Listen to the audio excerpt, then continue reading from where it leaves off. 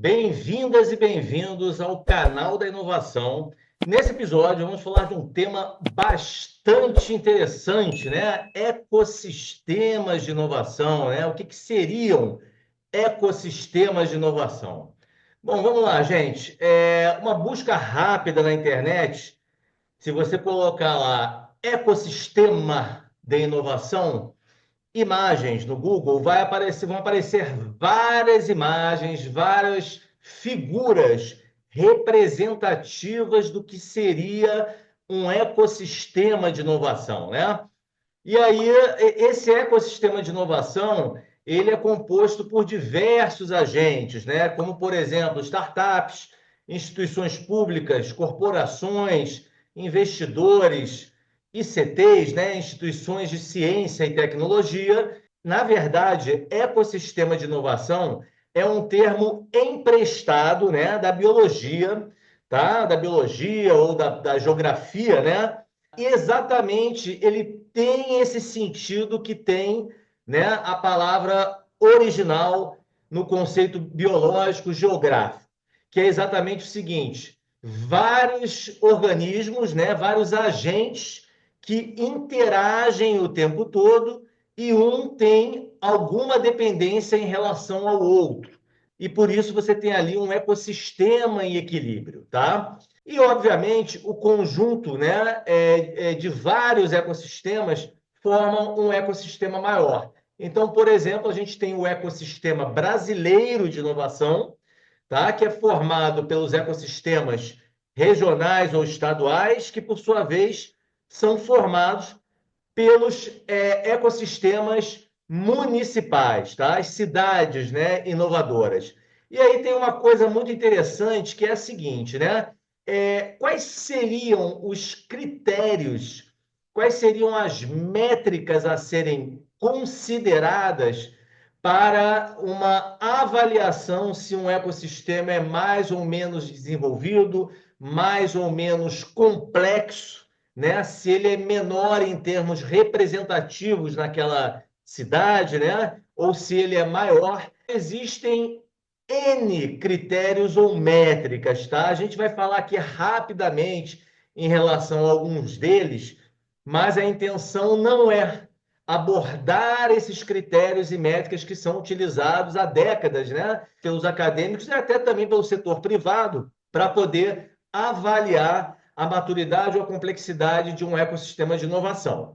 A gente pode falar, por exemplo, em relação à quantidade de startups proporcionalmente à população, né? Então, seria a densidade de startups, mas, de qualquer forma, a gente tem que considerar, né, em primeiro lugar, o que é uma startup, né? Então, a gente pode utilizar bases diversas, como, por exemplo, a base da AB Startups, né, que inclusive é a fonte dessa figura, tá? Eu vou colocar aqui na descrição desse vídeo os links com a fonte de todas essas figuras, tá? Eu não tenho exatamente o ano de cada uma aqui, mas a intenção, como eu disse, não é abordar esses levantamentos, e sim mostrar que existe uma série de possibilidades para você poder mensurar, né, a qualidade ou a competitividade de um dado ecossistema de inovação.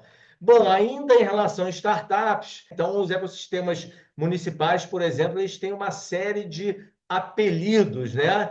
A gente pode falar, por exemplo, Manguezal no Recife, né? Ou a gente pode falar também o Cariocas do Rio de Janeiro, enfim, e por aí vai, né? A gente poderia abordar também em relação a instituições de ciência e tecnologia, a densidade delas, né, numa determinada localidade, como por exemplo o município, né, como dissemos, e não só a densidade em relação à população, mas como também, né, a produção científica e tecnológica dessa instituição de ciência e tecnologia e também a sua especialidade em diversas áreas, né? Então já viram que o desafio não é fácil quando a gente pensa em termos de métricas, né? Critérios e métricas. Podemos falar também da quantidade de parques tecnológicos, né? A relevância desses parques tecnológicos para a região, tá? E além dos parques tecnológicos, das ICTs, das startups, também poderemos falar da infraestrutura tecnológica e digital de uma determinada localidade, o que leva não só a uma avaliação da disponibilidade de banda larga e a sua capacidade, mas também a outras características que são ligadas a, por exemplo, o conceito de cidades inteligentes. Bom, indo além, podemos também considerar a quantidade de investidores, tá? E investidores, todos esses levantamentos, como eu falei, gente, as referências estão na descrição desse vídeo, tá? Essa tabela daqui, por exemplo, ela foi feita pela MSW Capital e Júpiter. Aqui a gente tem uma autodeclaração, né? Com uma relação de investidores anjo e investidores de seed money e de venture capital no Brasil. E o que acontece? Na realidade, a gente vê que a quantidade de critérios, ela de fato é grande e ela é também complexa, né? Porque até você conseguir fazer um mapeamento de fato que esteja mais próximo da realidade, é um desafio muito grande para qualquer instituição pública ou privada. Bom, nesse contexto, para colaborar um pouquinho nesse processo todo de discussão de ecossistemas de inovação, eu também desenvolvi a minha métrica, né? A minha metodologia, que é bastante simples. Na realidade, eu estou utilizando uma das redes sociais mais famosas e a rede dominante no mundo corporativo, que é o LinkedIn, e fazendo uma busca pela palavra inovação, o LinkedIn me retorna a quantidade de pessoas, coloca o filtro de pessoas e o filtro da localidade. Por exemplo, Florianópolis, Campinas, Curitiba. Então, o LinkedIn ele retorna a relação e a quantidade de pessoas que em uma dada localidade coloca a palavra inovação em seu perfil.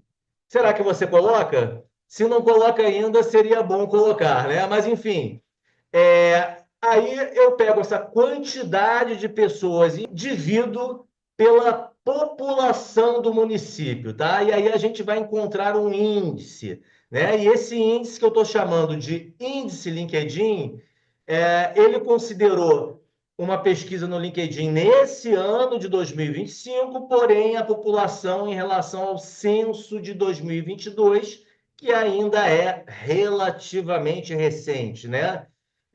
Poderia usar uma outra metodologia e, por exemplo, utilizar a projeção da população feita pelo próprio IBGE. Mas eu optei por considerar a população que está no censo de 2022.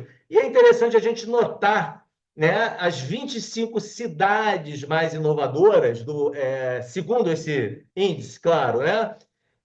Nós temos aí Florianópolis bem à frente das demais cidades, com um índice bastante elevado e diferenciado, e na sequência nós temos uma disputa aí, de inúmeras cidades, Curitiba, Belo Horizonte, São Paulo, Porto Alegre, Campinas, Vitória, Santa Rita do Sapucaí, Blumenau e São Carlos, né? É uma coisa interessante notar que eu venho fazendo o cálculo desse índice desde 2018, e na época eu utilizei o LinkedIn de 2018, a pesquisa no LinkedIn de 2018 e a projeção populacional realizada pelo IBGE para o ano de 2018, tá?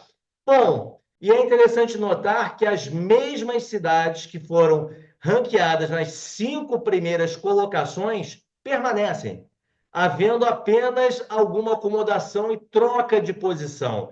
Então, Florianópolis permanece em primeiro lugar, de forma bastante diferenciada, como eu falei, e em seguida, em 2018, vinha Porto Alegre, São Paulo, Belo Horizonte, Curitiba, né? Curitiba passou da quinta para a segunda colocação, Belo Horizonte também subiu, São Paulo caindo uma posição e Porto Alegre passando para a quinta posição. Gente, isso aqui é apenas um índice, tá? Possível, tá? Obviamente, quando você vai colocar isso dentro de uma metodologia acadêmica, você leva mais fatores em consideração, você refina mais.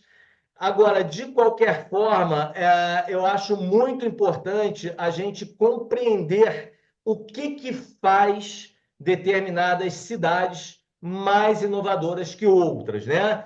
E o ecossistema de inovação de Florianópolis, de certo, é um benchmark a ser seguido no Brasil, porque ele tem um alto grau de eficiência, de significância e de conectividade. Por hoje é isso, gente. Se você quiser fazer algum comentário sobre ecossistemas de inovação, fique à vontade e curta esse vídeo, compartilhe e inscreva-se no canal da inovação. Até a próxima!